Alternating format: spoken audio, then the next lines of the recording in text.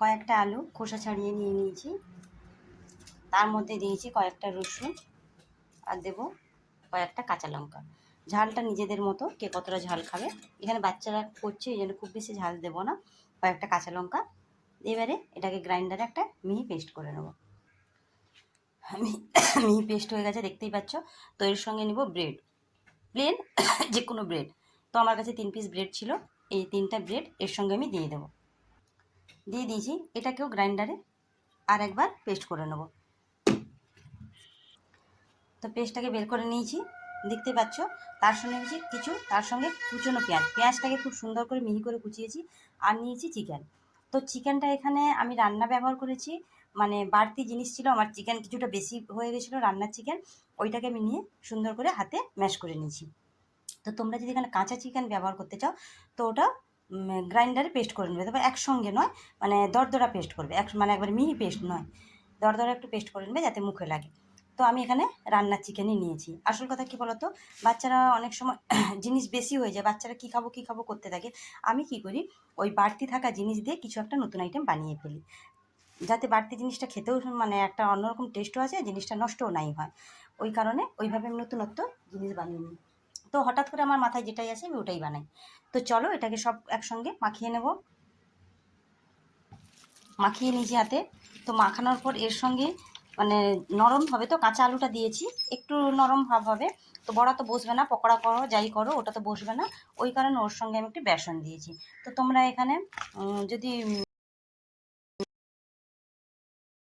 কারণ ময়দাটা না খাস্তা, যদি একটু বেসন ব্যবহার করো। তো বেসন দিয়ে দিয়েছি, আর হ্যাঁ এখানে হলুদ দিয়েছি 1 চামচ, ওটা দেখানো হয়নি। তো দেখো এটা আমার হয়ে গেছে এইভাবে। তো এটাকে তোমরা নানারকম করতে পারো। এটাকে ব্রেড ক্রিমের মধ্যে দিয়ে, তো আমি ওই রকম ভাজবো না, এইভাবে এটা ছোট ছোট করে বড়ার মতো বসাতে পারো, যেইভাবেই বসাতে পারো। তো চলো আমি তেল বসিয়ে দিই কড়ার মধ্যে। এই দেখো এটা মুঠো করার মতো, আর এখানে বেশি দেব না। বেশি যদি বেসন এখানে ব্যবহার করি তাহলেও টেস্টটা চলে যাবে, শুধু বেসনই লাগবে। কতটা লাগবে সেই পরিমাণ আমি বেসন দেবো। আর যদি এখানে ধনেপাতা দাও তো খুব ভালো হয়, আমার ধনেপাতা নেই তাই আমি ব্যবহার করিনি। তো তেল দিয়ে দিয়েছি, আমি ডুবো তেলে ভাজবো না, তোমরা যদি ডুবো তেলে ভাজতে চাও ভাজতে পারো, তো আমি কম তেলেই ভাজবো। দেখো শেপটা দিয়েছি কাটলেটের মতো, কারণ যেরকমই শেপ দিতে পারো, সেটা কোনো অসুবিধা নেই। আমি দিয়েছি এই কারণে বাচ্চারা একটু দেখতেও সুন্দর পছন্দ করে, যে কোনো রান্নাটা যদি দেখতে সুন্দর হয় তাহলে ওদের খেতে ভালো লাগে, ওই কারণে এরকম সাইজ দেয়। তো একটু টাইম লাগবে, এমন কোনো অসুবিধে নেই। তো তোমরা এইভাবে একটা একটা করে বসিয়ে নাও, কাটলেটের মতো শেপ দিলে ওরা ভালো লাগবে দেখতে। সাইজটা যে যেরকম করতে পারো। আর যদি এটাকে ব্রেড ক্রামসে দিয়ে গড়িয়ে ডিমের ব্যাটারে ডুবে ব্রেড ক্রামসে করাও তো এটার কিন্তু টেস্ট ডবল হয়ে যাবে। তো এরকমও করতে পারো। এখানে কিন্তু আমি কাঁচা আলুই ব্যবহার করেছি, দেখতে পেয়েছো, কোনো সেদ্ধ আলু দেইনি। তো চলো আমি এগুলো ভেজে তুলি সুন্দর করে একটা একটা শেপ দিয়ে।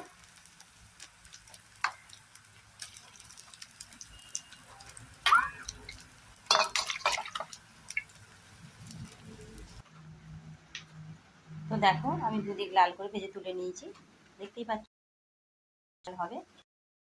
হ্যাঁ আমি যখন মাখিয়েছিলাম একটু গরম তেল দিয়ে দিয়েছিলাম 1 চামচ মতো। তো গরম তেলটা দিলে জিনিসটা একটু, তো এইভাবে কি হয়, মাংস রান্না করার পর চিকেনের পিসগুলো বাচ্চা বাড়ির বড়রাও খেতে পারে। যদি 2-4টা পকোড়া করে বিকেলে দিয়ে দেওয়া হয় না, বুঝতেই পারবে না, খেয়ে নেবে চায়ের সঙ্গে। তো আজকের জন্য বাই, নেক্সট ভিডিও দেখা।